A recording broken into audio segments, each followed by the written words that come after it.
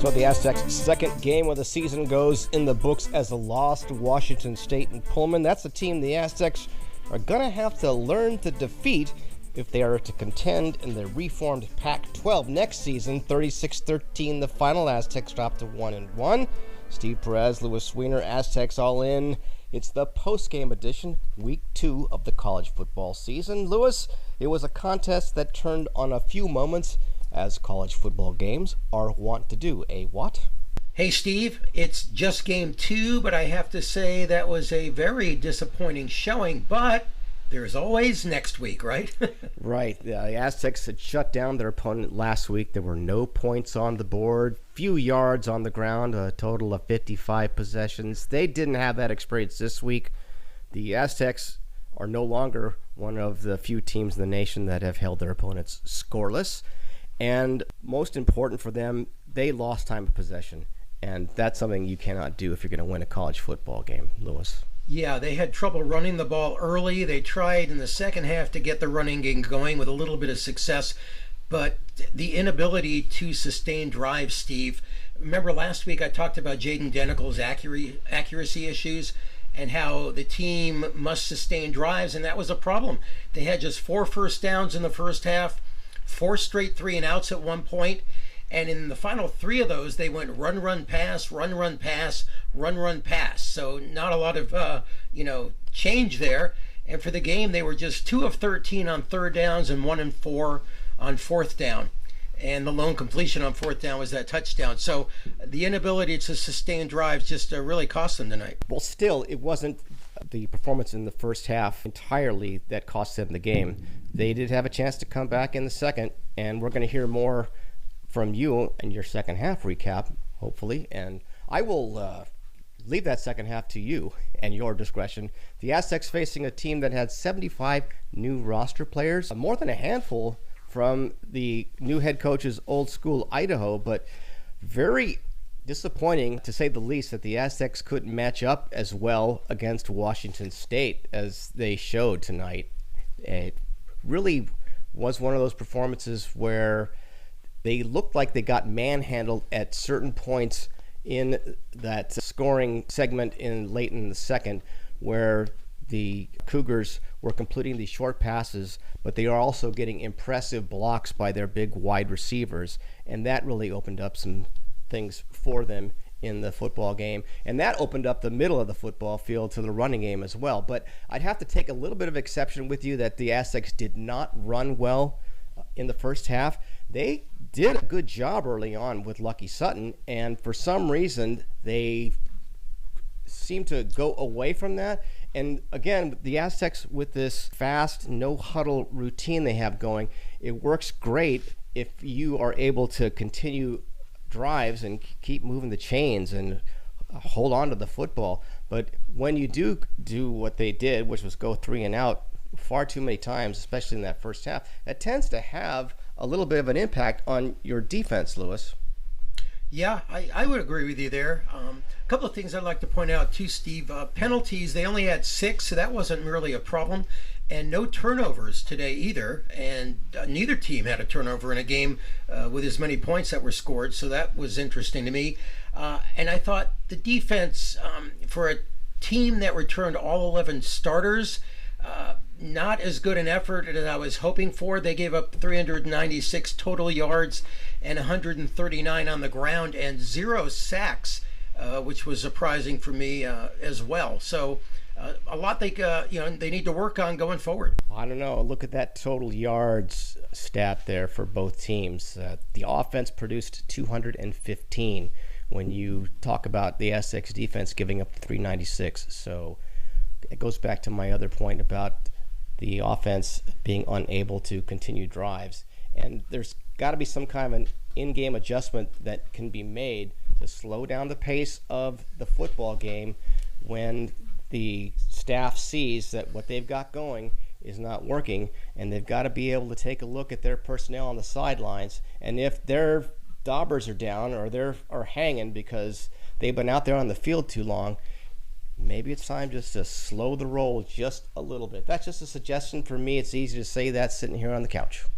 Yeah, Jaden Denegal has to be better. He completed 50% of his passes, and the completions, some of them were solid and really good. That touchdown pass, you'll talk more about that, was really great.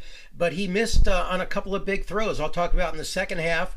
He had a fourth down where he could have run, and he threw a pass that was off the mark, and he threw another deep pass that went out of bounds. So, he's a work in progress, right? That's what we're learning at this point. Yeah, the other interesting thing I saw was he had a brace on the upper part of his left arm, and I thought it was the same one that he dinged on that opening drive last week in the big win over Stony Brook, and I'm wondering if that is playing a role in his reticence to take off. But he did absorb some hits and stayed in the game and did run the ball a few times. The other observation I have just from looking on TV, that it was not a sellout in Pullman. And even though that was the case, it was still more people at that game than last week at Snapdragon. Yeah, I thought it was a pretty decent-sized crowd. I didn't notice that it was a sellout or not, so good, keen observation on your part there. Yes, Steve, during fall practice, I remember that Coach Lewis hinted that he may run both quarterbacks at the same time, and he did it once tonight, and I'll talk more about that in my second half recap. But he did have Denegal and Emmanuel Jr. on the field at the same time. It didn't exactly work very well, but the announcers on the telecast talked about anytime Emmanuel Jr. was in the game, he ran the ball, and he said they need to vary that a little bit, right? So anytime he's in, if he's there, they think they're going to run it. So maybe in those situations, you may see him pass it at some point. I don't know. Yeah, he's proven that he can be effective passing the ball. He's a good athlete. So, again, that's an adjustment that the coaching staff's going to have to make. But, again, with that offensive scheme that it looked like Washington State went to when they had those short sideline passes with the wide out blocking and then the receivers turning what should have been short gains into big ones, that was a big thing that the Aztecs defense were unable to adjust to on the fly as well. So how about we go into our world famous recaps of the first and second halves? Let's do it. Louis, it was a good start offensively for the Aztecs. Close to 5 yards carry for Lucky Sutton. First down with his next carry. Jordan Napier, though, drops a pass on the money from Jaden Denegal. His next pass looks a bit strong from the couch, and no score for the Aztecs on their first possession. Cougars' first possession, Aztecs D looks strong from their own 26. The Cougars are treated to free safety Dwayne McDougal with a great tackle after completion by Jackson Potter. There's great pressure on the second pass. Chris Johnson on the corner blitz. Clean shot on the QB. Pressure D on third down from Owen Chambliss. Potter has to get rid of it for an incompletion. On the ensuing punt, what looks like a poor decision by Jordan Napier to try to field the punt and create an apparent TD for the home team instead is a penalty as that punt doinks off a defender's hat. It's an illegal touch. Aztecs retain possession.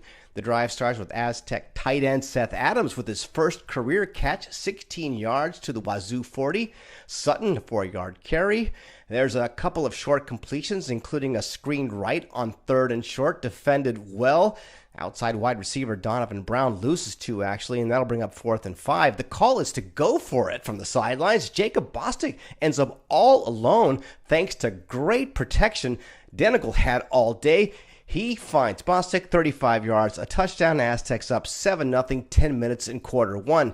Next possession for the Cougs, another 3 and out, highlighted by a Trey White tip pass. But then that was the end of the scoring for the Aztecs that previous drive. Instead, a special teams wobble. Brady Anderson, the gunner, failing to give the Cougars punt returner enough space to field the fair catch. So you tack on 15 yards there. Cougars will get themselves on track. It comes on their third possession of the game on a 6-play, 48-yard drive. Over 5 minutes, capped by a 3-yard touchdown reception by the tight end Trey Lechner. San Diego State will then start a long string of offensive futility and the inability to keep drives going by failing to convert on third down.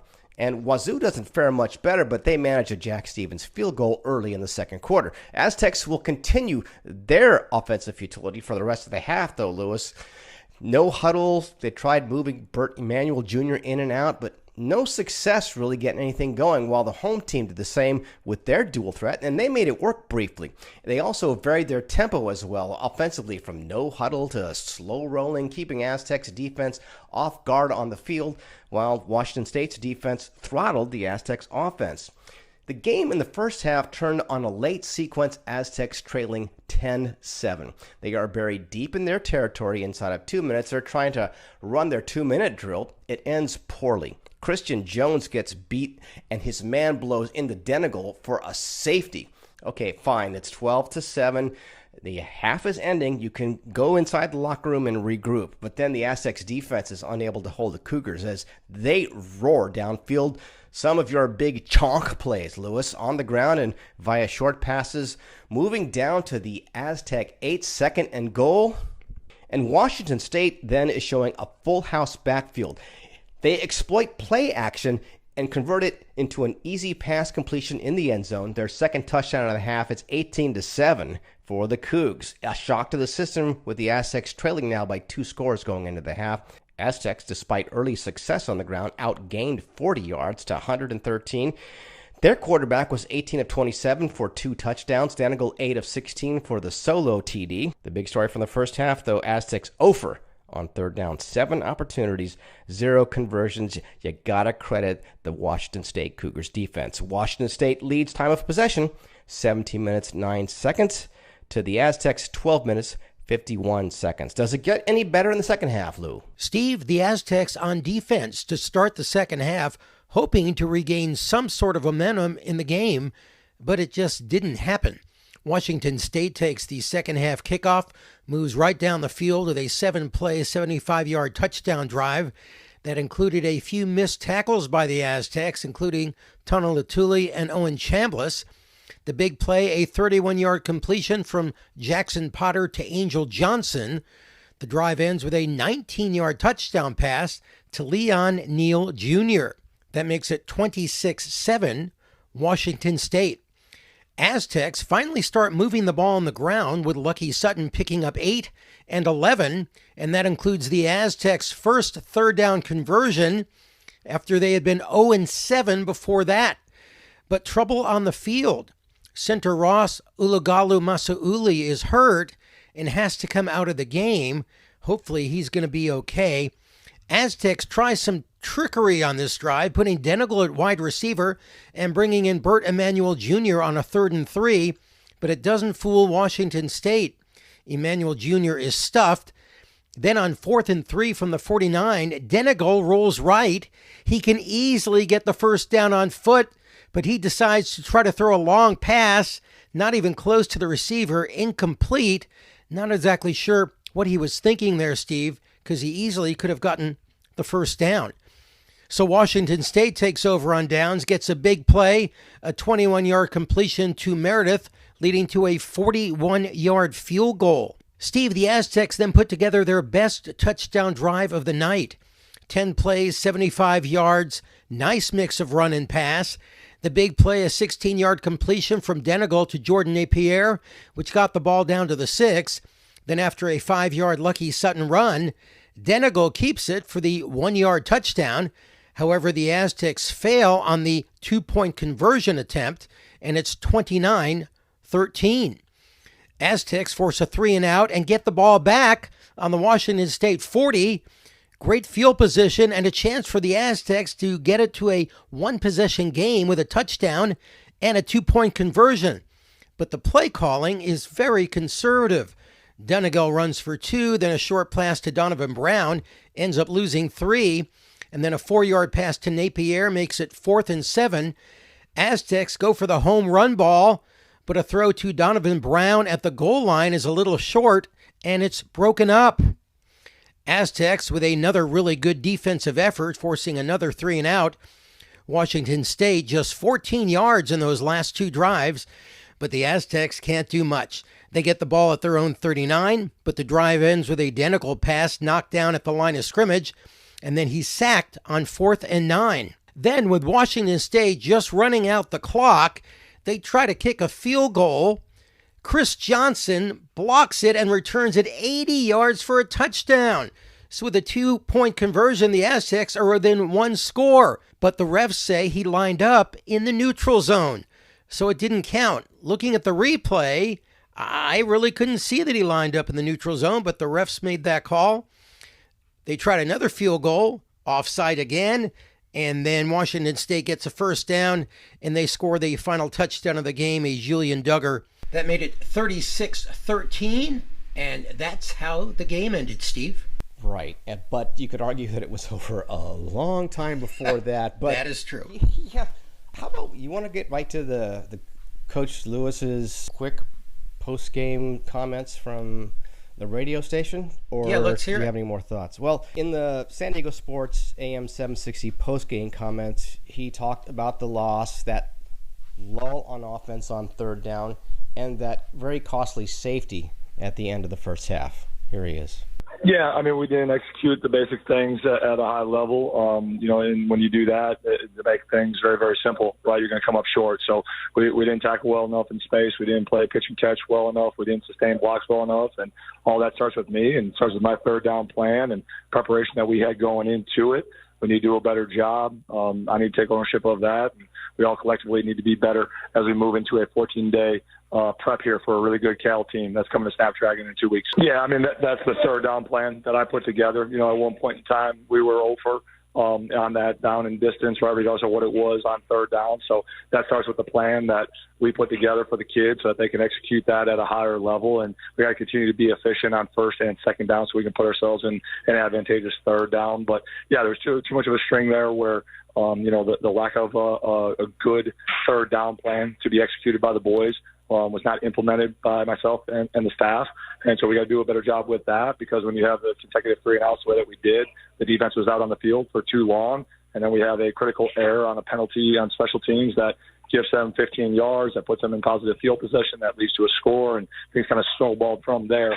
So again, it starts with the plan, starts with the preparation, and it starts with being focused, having enthusiasm to play, and then being able to go execute the calls that are in the plan properly. Yeah, I mean, again, that's not on him. That's the management of myself in that situation. Obviously, the middle eight is a critical point in any game, but, it was going to be aggressive there. Obviously, on first down, we missed a throw. Should have managed that situation better for the team, because then obviously the transition there of giving up 9 and then another 7 coming out, right? That those points end up looming large, right, and become a big momentum swing that really impacted the game. So clearly didn't win the middle eight by the way that I managed it. Got to be better in that regard and put the kids in a better position to be successful. Yes, Steve, the safety was huge, and when the Aztecs get the ball back late in the first half with a chance, they wanted to go down and score. But the truth of the matter is, if they had just run a few runs, run the ball a few times, in other words, the clock would have run out. They would have been down 10-7 at the half. So by forcing the issue deep in way back, long way away from touchdown, they were trying to move the ball with the pass, and it just kind of backfired. 2 concerning things having to do with the injuries. It looked like Ross Ulagala-Masuli, he's like the heart of the offensive line for the San Diego State Aztecs. He went down and had to be helped off, but he made his way back in the football field, and that's being tough. The other Aztec that went down was not so fortunate and did not return. That's on defense, Tano Latuli. Fortunately for the Aztecs, they have 2 weeks now to heal up before Cal comes to town. It's weird season at the outset. You have this start, stop thing going. And speaking of start, stop, how about we just stop this thing altogether and you say goodbye, huh? That'll do it for this edition of Aztecs All In, this post-game edition. Thank you so much for listening in. Please follow or subscribe wherever you listen to your favorite podcast. You can also drop us a line, aztecsallin@gmail.com. And you can follow us on the X, Aztecs_all_in. So until we join you midweek with the Sean Lewis Monday media availability, for Steve Perez, I am Louis Weiner. So long.